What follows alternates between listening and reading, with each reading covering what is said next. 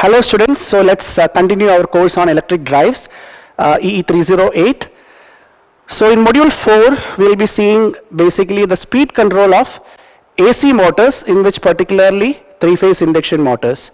Just to give you an idea about the course flow, in module 1, we did discuss about the basics of an electric drive, the different types of torques involved, the motor torque, the load torque, the four-quadrant operation of drive, the hoist example you would recall.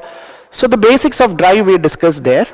In module 2 and 3, we focused more on DC drives, and in module 2, especially the phase control rectifier fed DC drive, and in module 3, the chopper controlled DC drive. Module 4, 5 and 6 are dedicated for AC drives, and 4 and 5 will be concentrating more on the three-phase induction motor, and module 6, the AC synchronous motors. So as you can see, the syllabus for 4th and 5th module, the 4th module, three-phase induction motor, basically concentrate on the speed control part, the stator voltage control, the stator frequency control, the V by F control, rotor chopper speed control, then the slip power recovery control schemes, etc. So basically the speed control. Then again, the VSI and CSI fed induction motors, the current voltage source inverter and the current source inverter fed induction motor control. So 3, 4 and 5 modules is dedicated for AC induction motor. Now why induction motors? So let's recap what you have studied in your prerequisite course in induction and synchronous motors in, if I remember right, in S4. So next 3-4 slides before we want to move to the, we need to recap what you studied there, and then we need to discuss about few equations. Then only we'll start the basic methods of speed control. Now why induction motors? DC motors were dominating the industry in the late till the late 90s or 80s, 90s, and induction motor was used only for constant speed operation, and variable speed was dominated by DC drives then. But DC drives, the commutators, the brushes, etc., was maintenance and it was expensive. So researchers started to think whether we can have the variable speed control operation possible in AC induction motors. Thanks to power electronics, the variable speed induction motor drives with the application of power electronics in the front end helped us to get the variable speed features which DC motors gave at that point of time in AC motors. And in late 90s and even today, those synchronous motors, the PMSM, the BLDC is taking over, but still induction motors are very popular, and it's also called the workhorse of industry as you know it. And the squirrel cage induction motors, one type especially, is rugged, cheaper, lighter, smaller, less maintenance, can be operated in dirty and explosive environment. So it makes us a good choice, the induction motors. Now few of the applications of induction motors include fans, blowers, cranes, conveyors, traction, you know, you name it, anywhere you would see a induction motor, and therefore the speed control becomes very important. So as you know, there are two different types of induction motors. One is the squirrel cage induction motor, and the other one is known as the slip ring bar wound rotor induction motor. Quickly, just let's recap the principle of operation. So you know, basically an induction motor has two parts. One is the stator and the other one is the rotor. Now in squirrel cage induction motor, if you just imagine that you are going to keep this rotor inside the stator, there is a small air gap between the stator and the rotor. And when you energize the stator windings, so these are the stator windings, which are wound for three-phase supply voltage, and when we energize it with a three-phase supply voltage, you know the nature of the three-phase supply voltage. The VR is equal to Vm sin omega t, Vy is equal to Vm sin omega t minus 120, and Vb is equal to Vm sin omega t minus 240. So there is a phase difference, and this three-phase supply, when it is energizing the stator windings, a rotating magnetic field is created. It's very important, the rotating magnetic field.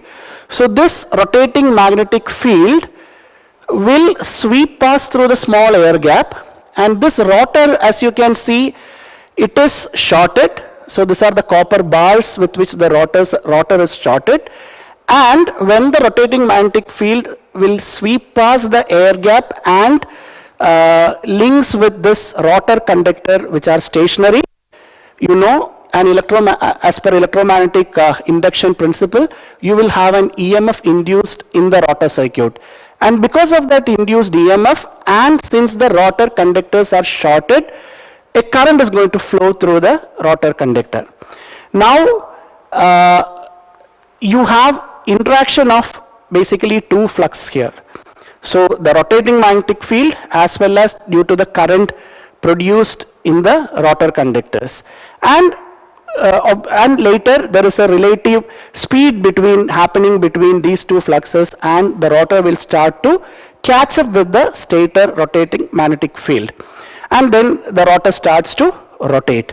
So this is the basic principle of operation of an three-phase squirrel cage induction motor. Now in the next type, which is the slip ring or the wound rotor induction motor, as you can see, the only difference is you will have slip rings which are connected to the shaft.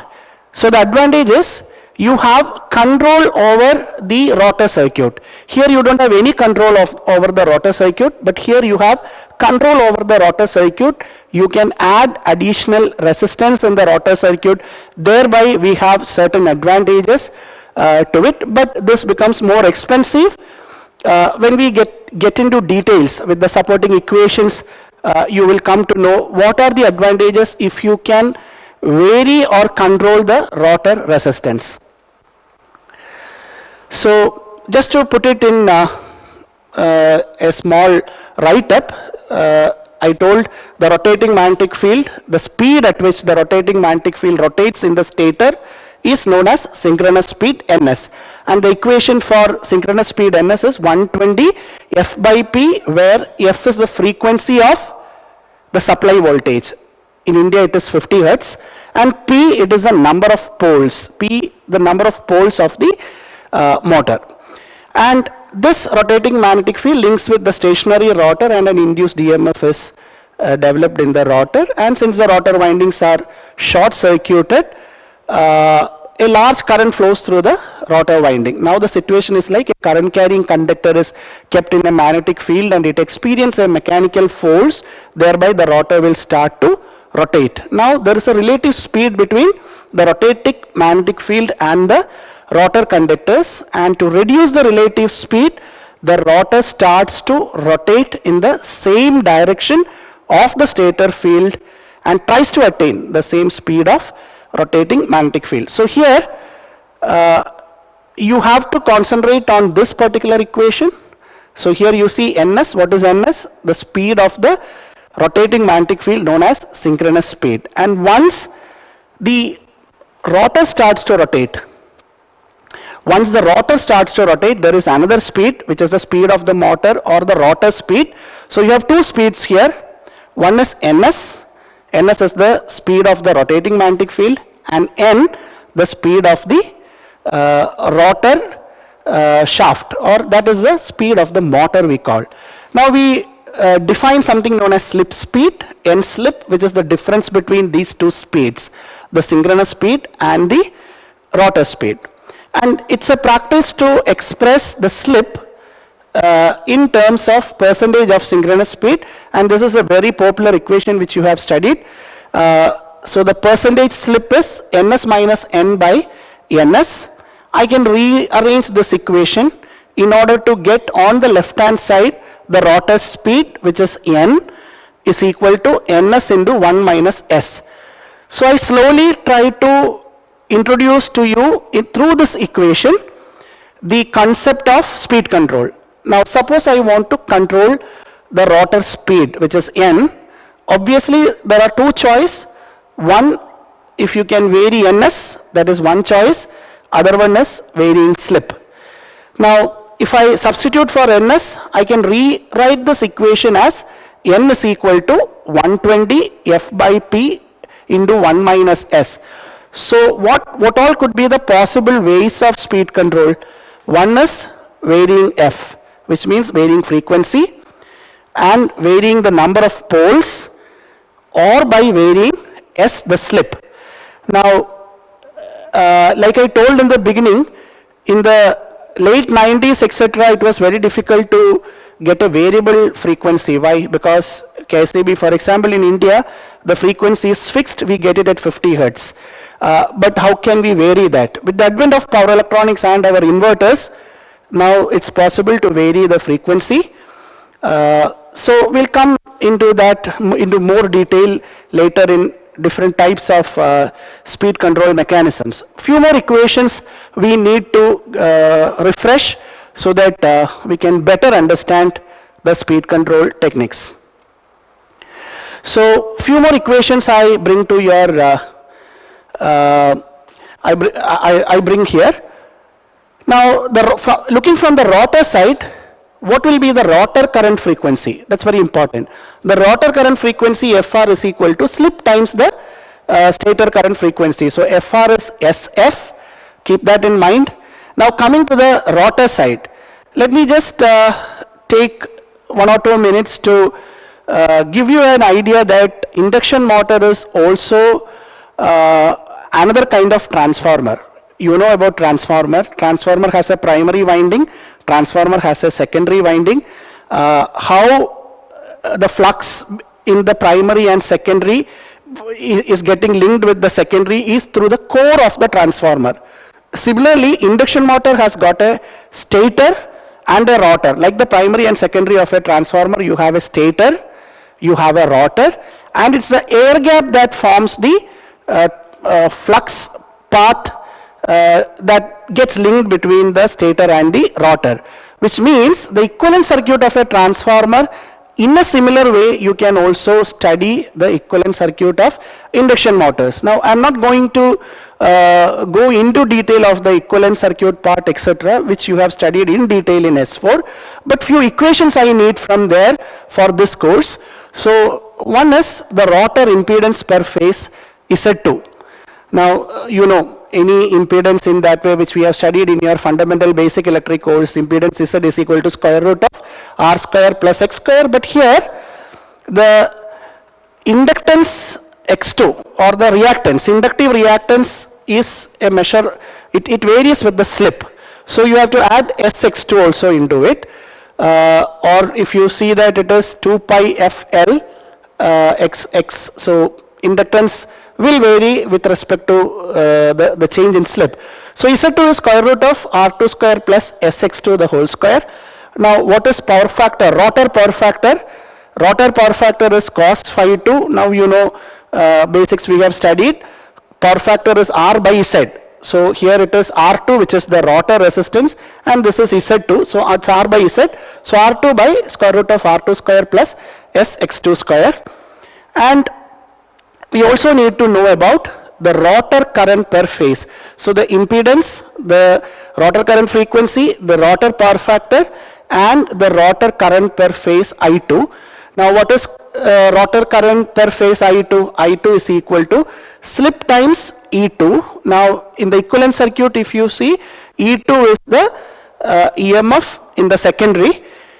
So slip times E2 divided by Z. Z is nothing but R2 square plus Sx2 square. Now you can rearrange it in a different form. So after rearranging, I will get taking S to the denominator. You can also rearrange this equation and write as E2 by square root of R2 by S the whole square plus X2 square. So these three equations let's keep in mind. Now we move to the torque part. So when we talk about speed control, any motor, DC motor or AC motor, in that way it will have to negotiate a torque. So basically we are worried about the torque, therefore the torque speed characteristics becomes very important. Now let's also recall the torque equation in an AC induction motor. Now what is torque in DC motors? torque is proportional to phi into Ia.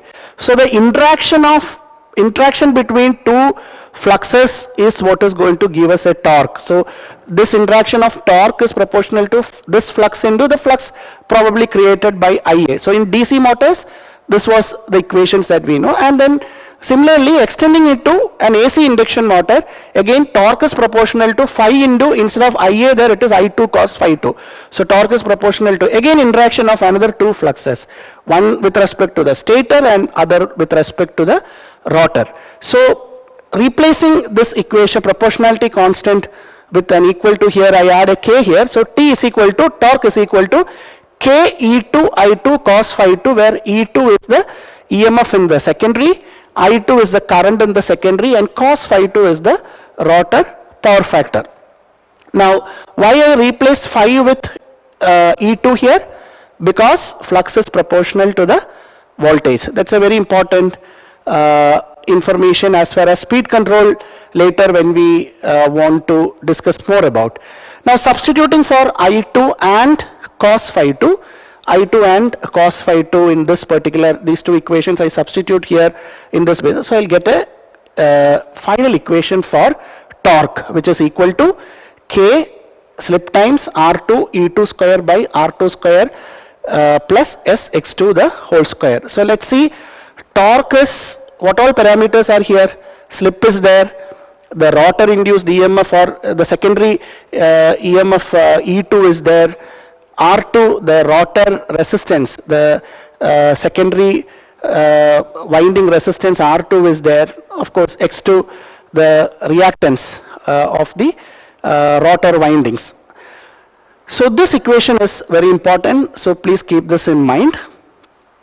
Now let's draw, now we are in a position to draw the speed torque characteristics.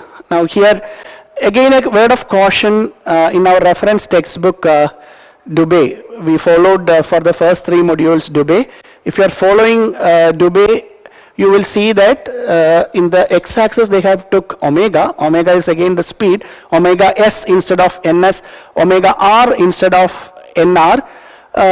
So they have plotted, they would plot omega t, but here you have studied in your S4 probably with torque speed, with torque in the y-axis and speed in the x-axis. So therefore I am taking that continuity here. So let's see the torque speed curve here. Now what is this? This point is ns. Ns is the synchronous speed. Now why torque is 0 here, or this point is at ns, slip is written 0, and this side slip is greater than 0, less than 1, which means we are taking slip from here to here, which is the motoring region. From here to here it is negative slip, that's why it is written S is less than 0, that's the generating region. Now here why slip is 0? Why slip is 0 is, if you see this axis, speed is shown to this direction. Now speed increases from 0, so it can catch up till ns. N is trying to catch up with ns, and a point can reach at this point where n is equal to ns. Now what is slip? Slip is ns minus n divided by ns, so ns minus ns it will become, and therefore slip is 0. What about at this point? This point slip is 1. What do you mean by this point? At this point n is 0 or speed is 0. n0 means ns minus 0 by ns, which is slip is equal to 1.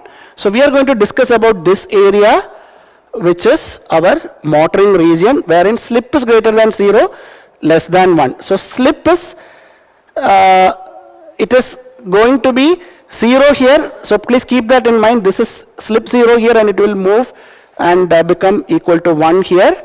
And if you move from here to here, it is the speed n. So it is opposite, that's why the speed is shown in this direction. Now what about this side? This side what happens is n is now becoming greater than ns.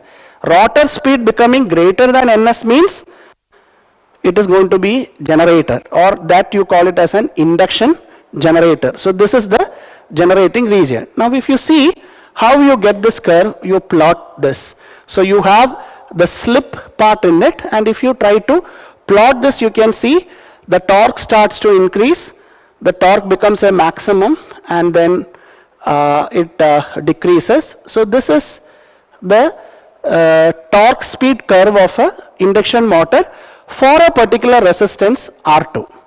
Now it is very important also to analyze how the torque is going to get affected with variation in R2, because in our speed control, that is one technique. If you can vary R2, especially in our wound rotor induction motors, we can vary R2.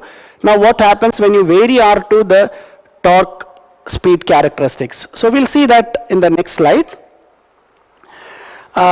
Before coming to that, I also want to talk about the maximum torque condition and the maximum slip condition.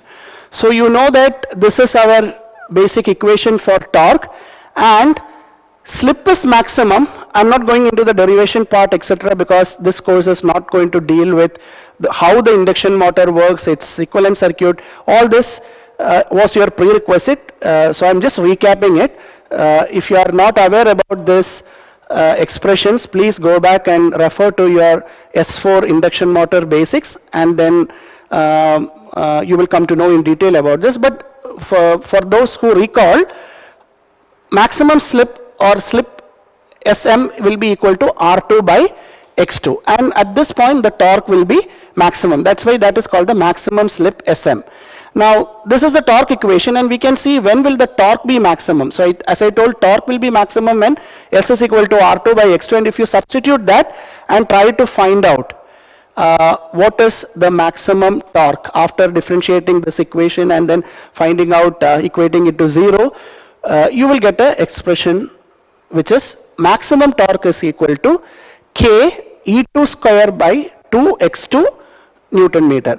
Now I very much want you to look into this equation, and I very much want you to look into this equation. This equation is the maximum torque SM, maximum slip SM, and this is the maximum torque. If you look into this particular expression, in the expression for maximum torque, R2 is missing. You don't have R2, which is the rotor resistance, is missing in this equation, which means the maximum torque, we can say, is independent of the rotor resistance, but the slip at which maximum torque occurs is dependent on the rotor resistance. And this is very important in the case of an induction motor. I repeat once more, in the maximum torque expression, you don't have the rotor resistance R2 term, so the maximum torque is independent of the rotor resistance R2, but the slip at which the maximum torque occurs is dependent on R2. This we can see in the next portions. So this is again a very important curve. Again, same torque speed characteristics. So y-axis you can see the torque, x-axis you can see the speed, and this curve is drawn for different values of rotor resistance. So you can see R1 is less than R2. So this is how it varies when you increase the rotor resistance from, let's say, R1 to R5 in this particular, or R6 in this particular example. Now the maximum torque, as you can see, approximating it to around 650 or 660 from the graph, the maximum torque is the same, but the slip at which, so if you see here, it is increasing n increasing means slip is from here to here. So you can see slip increases in this direction, n increases in this direction.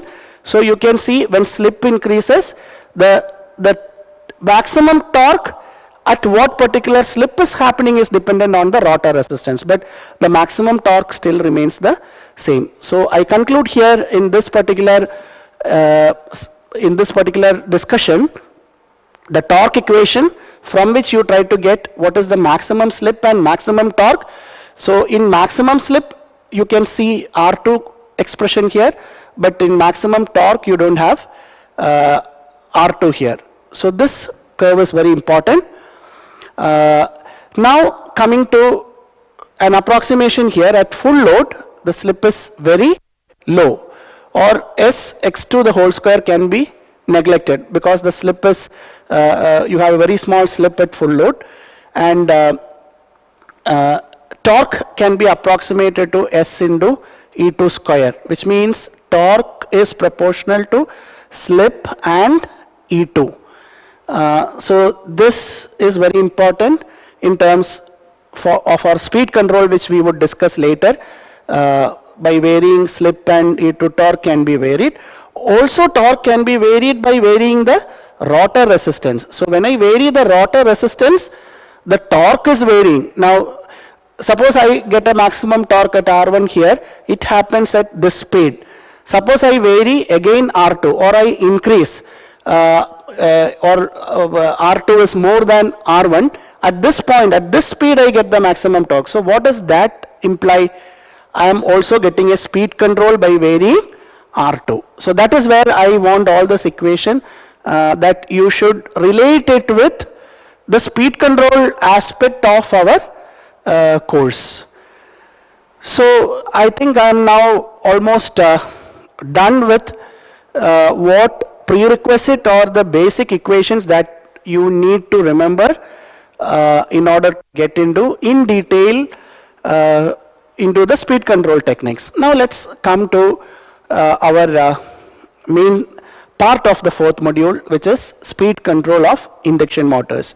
So I will be just touching upon the different methods, and I want all of you to refresh all this, try to understand what I captured in this particular lecture, and then in the next lecture we'll start one by one the different speed control methods. So we'll discuss the methods and then stop here.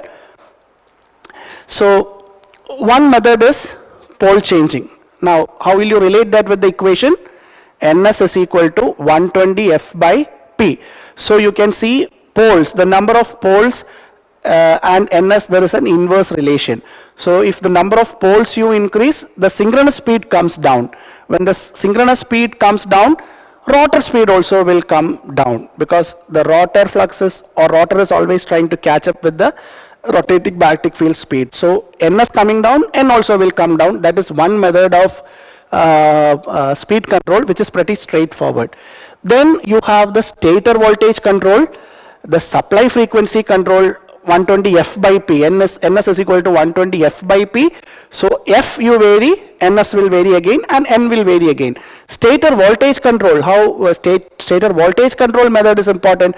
In the torque equation we saw that torque is proportional to SE2, or torque is proportional to voltage. So the voltage you are going to vary, the stator voltage you are going to vary, that will definitely get you a speed control. Then the fourth one, what you see here is rotor resistance control, where we saw increasing resistance from R1 to R2, R3, R4, R5, R6. We saw that the rotor resistance also, by varying rotor resistance, the speed can be varied. Then the slip power recovery schemes.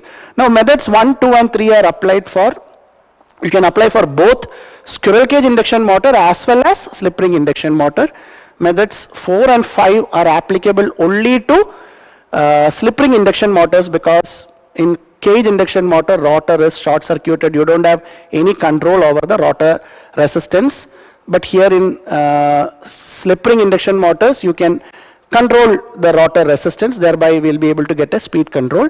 Similarly, the slip power recovery is also possible in slip ring induction motor. So I wish to stop this particular lecture with this basics of the induction motors, the governing equations, and what are the possible speed control methods. In the next lecture, we'll start to see one by one the various speed control methods and how we achieve that using, for example, the stator voltage control, how the stator voltage control is achieved using power semiconductor devices or the power electronics part of it. Okay, thank you. I stop here and we'll continue in the next lecture.